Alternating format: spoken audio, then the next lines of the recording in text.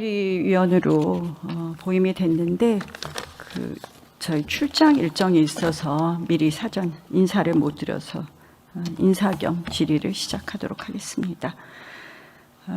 제가 12년 만에 예결위 위원으로 보임이 됐습니다. 제가 보니까 나라가 거덜날 것 같아서 왔습니다. 얼마 전에 경기도지사께서 이 경기도 재정 파탄 선언을 하셨는데 전 정신이 번쩍 나는 것이 이거 대한민국 국가 부도 선언하게 되는 것 아닌가 이런 생각을 했습니다. 아시다시피 경기도가 이렇게 재정이 파탄된 것은 여러 가지 이유가 있지만 복지비 지출이 엄청나게 늘어난 것하고 또 하나는 이 경기도가 지방채를 계속해서 발행을 많이 했다는 점입니다. 근데 이재명 정부 들어서서 작년에 정부 들어서자마자 지금 국가 채무가 결국 추경해서 우리 추경 한번 2차 추경해서 결국 국가 채무가 21조 늘고 그리고 단 5개월에 이자 비용만 2,885억인가요? 이 정도 나갔습니다. 결국 이렇게 무차별하게 빚내기 하면 나라 거덜나지 않을까 하는 걱정이 되었고요. 두 번째로는 이 예산을 가지고 실질적으로 미운 놈 정말 떡 하나 주자가 아니라 미운 놈 정말 죽여버리자 이런 예산 집행을 하는 것 아니냐. 예컨대 작년에 보면 검찰 특활비를 뭐 없앤다든지 이런 걸 보면은 실질적으로 돈 갖고 또 이런 문재인 정부가 미운 어떤 부처라든지 이런 쪽에 혼내는 그런 정책을 하지 않았나 이런 걱정이 됐고요. 세 번째는 그럼에도 불구하고 저희가 결산하려고 보니까 자료를 너무 안 주시더라고요. 결국 잘못된 것을 개선할 수 있는 또 저희가 지적할 수 있는 것을 애초에 자단하는 것 아닌가 이런 걱정을 하게 되었습니다. 저는 사실 국회에 있으면서 이 법을 민주당이 너무 마음대로 만드는데 이제 예산마저 이렇게 마음대로 하게 되면 나라가 어디로 갈까 하는 걱정이 많이 됩니다. 정권에는 임기가 있어도 재정에는 임기가 없습니다. 한번 파탄나거나 적자가 계속되고 이렇게 기하급수적으로 이렇게 급속도로 정부의 국가의 채무 또 국가의 부채가 증가하게 되면 이것을 지금 멈추지 않으면 대한민국이 불가역적으로 어려워지지 않는가 하는 그런 걱정을 합니다. 먼저 질의에 앞서서 이미 시간이 시작이 됐군요. 장미란 사건의 우리 피해자 유명을 달리한 피해자에 대해서 정말 명복을 빌고 또 폭우로 인해 큰 피해를 입은 거제시 통영시 폭우 피해자 여러분들께 위로의 말씀을 드리면서 정부에서 이번에 특별재난지역을 조금 선포는 하셨지만 조속히 좀 추가 지정이 필요한 것 같습니다. 추가 지정해 주실 것을 말씀드립니다. 정성호 장관께서 얼마 전에 이 정성호 장관의 영상이 화제가 되었습니다. 정성호 장관의 영상을 보면 이런 얘기가 나옵니다. 걱정입니다. 대한민국 사법체계가 어떻게 되려는지 절차적 정당성이 훼손되지 않도록 심사해야 됩니다. 이건 진짜 앞으로 책임은 나중에 뒷감당은 어떻게 하려고 판사님도 수사해야 될지 모릅니다. 이 영상 많이 회자되고 있기 때문에 보신 분들 좀 있으실 겁니다. 여기 계신 국무위원님들을 비롯해서 보신 분들 많으시죠? 자, 이 정성호 장관의 말씀, 이 영상의 말씀, 결국 보안 수사권이 폐지됐을 때 그 역사적 책임을 어떻게 질 수 있겠느냐 이런 말씀에 대해서 자, 정성호 장관의 발언 결국 이 사법체계가 어떻게 될지 모르겠다 하는 이 걱정에 대해서 동의하시지 않는 분들 계십니까? 저 정성호 장관의 발언에 반대하시는 분들, 사법체계 보안수사권 폐지하는 것이 맞다 이렇게 생각하시는 우리 위원들 계십니까? 국무위원들 손 한번 들어보시죠.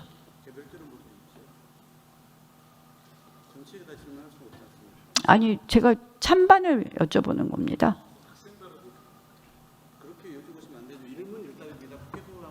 일문일답인데요. 예, 일문일답인데 일문을 한 겁니다. 자, 그러면 기획예산처 장관님 찬성하십니까? 전성 장관의 발언에. 저는 전반적으로 이 최종적인 말씀 가지고 혹시 아시는지 모르겠습니다. 결국 국회가 결정을 수용했다고 얘기했고요. 예. 저는 아마 여기 계신 모든 분들이 지금 손 한번 들어보시려니까 굉장히 거북해 하시는 것이 솔직한 그런 심정을 말씀하시기 어렵기 때문이라고 생각을 합니다. 아마 여기서 이런 보안수사권 폐지가 지금 이미 우리가 드러난 뭐 장미란 실종 사건 같은 것을 이렇게 유야무야시킨다든지 또는 돈 1,000만 원 받고선 참고인으로 피의자를 둔갑시킨다든지 또는 경찰의 아들 사건에 있어서 이렇게 꽁꽁 숨기려고 했던 사건이라든지 그리고 오늘 나온 사건은 고 최단비 양 사건이 있습니다. 성추행 사건을 또 무혐의 종결해서 극단적 선택을 한 사건이 있습니다. 총리님, 보안수사권 폐지 정말 아무 문제 없다고 생각합니까? 의원님, 지금 말씀 주신 말씀 들어보면 모든 문제가 다 경찰에만 있다고 말씀하시는 것처럼 아무 문제가 있다고 생각합니까? 없다고 생각합니까? 저희가 거기에 결정하고 대해서 나서 답변해 주십시오. 문제가 되는 부분이 있다면 보완할 부분들은 보완하고요. 그렇지만 의원님도 잘 아시는 것처럼 보안수사권 이야기가 나오게 된 첫 번째 부분들은 검찰 부분에 있어서 문제들이 있었던 거고 검찰개혁 관련된 부분의 이야기들이 계속 진행되어 오고 있던 거는 우리 모든 국민들이 아는 거 아닙니까? 그런데 정치에 문제는 관여가 없던 사람들도 알고 있는 내용입니다. 총리님, 네. 문제는요. 예. 잘못된 점이 있다고 해서 이것을 빈대 잡으려다가 초과상관 태운다는 말씀 아시죠? 보안수사권 부분은 총리님께서 그렇게 말씀하시면 안 됩니다. 총리 산하에 뭐가 있었습니까? 보안수사권 폐지를 위해서. 총리실 밑에 국무조정실 산하에 검찰개혁추진단이 있었죠? 네. 검찰개혁추진단에서 전문가 의견 수렴하기 위해서 8,500만 원 투입해갖고 그래서 뭐 했습니까? 그것도 예비비로 긴급하게 투입해갖고 전문가 의견 수렴했습니다. 아시고 계십니까? 네, 거기서 검찰 보안수사권 유지해야 된다고 했습니까? 폐지해야 된다고 했습니까? 그 의원들의 의견들이 다양한 분들이 들어오셔서 다양한 의견들이 있다고 그러나 받았습니다. 대체적으로 전문가 의견들의 대체적인 의견은 보안수사권을 폐지해서는 안 된다라는 의견이었습니다. 제가 그럼에도 보고받은 불구하고 바로는 다양한 의견들이 있다고 들었습니다. 그 의견의 대체적인 의견은 보안수사권은 필요하다고 다수의 전문가가 이야기했습니다. 다양한 의견은 있겠죠. 다수 전문가가 어떤 이야기를 했느냐를 살펴보셔야 되는 것 아닙니까? 그럼에도 불구하고 이 정부는 보안수사권을 하나도 남기지 않고 이렇게 폐지했습니다. 그리고 나서 뭐라 그랬습니까? 차차 보완하겠다. 문제가 있으면 차차 입법하겠다. 국민이 실험 도구입니까? 그러면 검찰 보안수사권에 문제가 있는 것을 앞으로 뭐 8대 사건인지 7대 사건은 보완하겠다고 하는데 그동안 피해 입은 국민들, 그동안 이렇게 죽음까지 이른 국민들은 누가 보호해 줍니까? 저는 그런 문제점을 다 알면서도 오랫동안 검찰이 잘못한 것이 있었기 때문에 보안수사권을 폐지하는 게 맞다. 국무회의에서 한마디 반대도 없이 보안수사권 폐지에 전부 동의하신 여러분들은 이 모든 사건에 책임지셔야 됩니다. 역사적 책임을 지셔야 됩니다. 다수의 전문가들이 여기에 반대했음에도 불구하고 검찰의 보안수사권이 있어야 된다고 의견을 냈음에도 불구하고 이렇게 하신 부분에 대해서는 책임지셔야 된다. 지금 국민들이 뭐라고 합니까? 내 안전은 내가 책임져야 된다. 각자 도생해야 된다. 이렇게 하고 있습니다. 이게 과연 맞는 일일까요? 저는 이 검찰 보안 수사권에 대해서 국무회의에서 대통령에게 법률안 거부권 행사를 정말 건의하기보다는 아무 말 없이 통과시킨 여러분들, 정성호 장관이 저는 영상 다 녹화된 줄 알고 저렇게 나와서 발언하셨다고 생각합니다. 여러분들 책임지셔야 됩니다. 자, 총리께 또 질문하겠습니다. 대한민국 헌법에 있어서 가장 중요한 것은 자유민주적 기본 질서를 지키는 것이고 또 여러 가지 제도가 있지만 헌법상 제도와 헌법상 가치에서 삼권 분립은 너무나 중요한 가치라는 거 잘 아실 겁니다. 그런데 이재명 정부 들어와서 사법부를 한마디로 법으로 협박하고 저는 거리의 조롱거리로 삼는다 이렇게 보고 있습니다. 자, 입법으로 사법을 협박한다는 것은 법 왜곡죄 신설된 거 잘 아시죠? 네, 말씀 주십시오. 네, 올 4월 약 이제 시행된 지 한 4개월 됐습니다. 자, 일선 판사들 몇 명이나 고발됐는지 아십니까? 네, 말씀 주십시오. 네. 몇 명이나 고발됐는지 아시냐고 제가 물어봤습니다. 그 부분은 파악하고 있지 못합니다. 네, 529명의 판사들이 고발됐습니다. 판사 숫자가 3,248명이니까요. 판사 6명 중에 1명씩 고발됐습니다. 이게 정상적인 상황이라고 보십니까? 한마디로 법 왜곡죄는 역시 대한민국을 고소고발의 난장판으로 만들었습니다. 근데 재밌는 게 법 왜곡죄가 신설되자마자 제일 먼저 고발된 사람이 누군지 아십니까? 1호 피고발인. 잘 모르시나요? 1호 피고발인은 조희대 대법원장이었습니다. 법원행정처장 나와 계시죠? 예, 어디 계시나요? 뒤에 있습니다. 네. 자, 조희대 대법원장 수사기관이나 또는 소환 수사기관에서 소환 조사나 서면 조서 받으신 적 있으십니까? 요구 받은 적? 제가 알기로는 없는 걸로 알고 있습니다. 네, 잘 알겠습니다. 저는 이 지금 법 왜곡죄 같은 것이 신설돼서 이렇게 비정상적으로 된 부분에 대해서 결국 이 정부가 사법을 법으로 협박한다 이렇게 보고요. 그런데 조희대 대법원장을 끊임없이 끌어내리려는 이런 작업을 하는 거예요. 근데 지금 보면은 이제 이번에 대법관 제청으로 크게 충돌되었습니다. 자, 제청권의 의미가 뭘까요? 총리님. 네, 오늘 하루 종일 많은 분들이 말씀 주셨는데 계속 설명 주십시오. 네. 아니 제가 질의하는 거에 답변해 주시지 자꾸 설명하라 그러시면 어떡합니까? 아유, 총리의 답변을 일문일답을 듣고 싶어서 저는 말씀을 드립니다. 네, 이 부분에 대해서 임명할 것을 요청하는 부분들을 올리신 거라고 생각합니다. 그 제청권 관련해서. 네, 이게 반드시 저 사전 조율하라고 헌법에 써 있나요? 뭐 제가 오늘 의원님들 주고받으신 것들에 대해서 본다면 대통령 임명권에 대한 해석을 굉장히 다르게 의원님들마다 다르게 하시고 있다는 것. 아니 총리의 의견을 묻습니다. 헌법에 사전 조율하라고 돼 있나요? 그렇지만 임명권은 대통령에게 있는 거 아니겠습니까? 임명권은 대통령께서 대통령에게 받으셔서, 있죠. 네. 싫으시면 거부하시면 되죠. 근데 이걸 갖고 지금 관행이니 어쩌니 하는데요. 저는 관행 얘기는 이재명 대통령과 이재명 정권을 이야기할 그런 위치에 있지 않다라고 봅니다. 국회에서 관행을 싸그리 다 망가뜨리고 마음대로 법 만든 게 이재명 정권인데 무슨 지금 관행을 얘기합니까?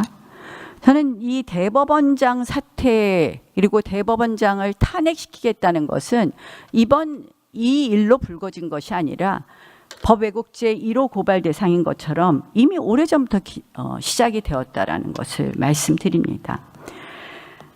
자, 조희대 대법원장 이 사퇴 요구는 사실은 작년에 보면 이 김민석 당대표의 형이 이끄는 그 김민웅 씨죠.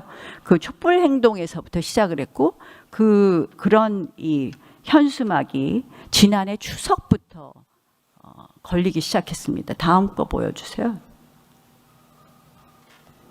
그래서 지금 이 김민석 총리가 그런 조희대 대법원장 탄핵을 이 가장 처음에 당 대표가 되자마자 이 조이대 씨라고 부르면서 이렇게 하는 부분에 대해서 저는 아주 심각한 지금 이제 삼권 분립의 위기에 처했다 이렇게 생각을 합니다.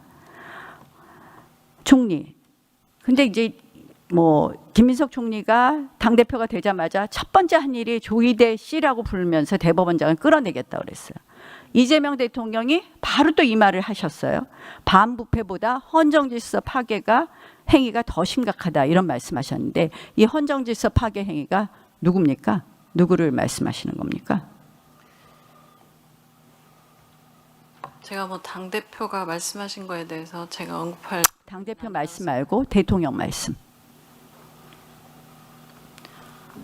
기억 못 하십니까? 반부패보다 헌정질서 파괴가 심각하다고 전반적인 것을 말씀하신 거라고 이미 이해합니다. 조이대 대법원장을 얘기하시는 게 아니라 전체적인 말씀 아니시겠습니까?